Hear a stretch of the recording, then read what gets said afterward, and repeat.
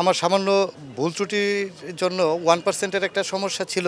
এটার জন্য নির্বাচন কমিশন এর বিরুদ্ধে আমি আপিল দায়ের করার পরে বিজ্ঞ নির্বাচন কমিশন আমাকে ওনারা যাচাই বাছাই করে আমাকে আমার মনোনয়ন বৈধতা দিয়েছেন। এটার জন্য আমি নির্বাচন কমিশনকে আন্তরিকভাবে ধন্যবাদ জানাই এবং আমি কৃতজ্ঞ।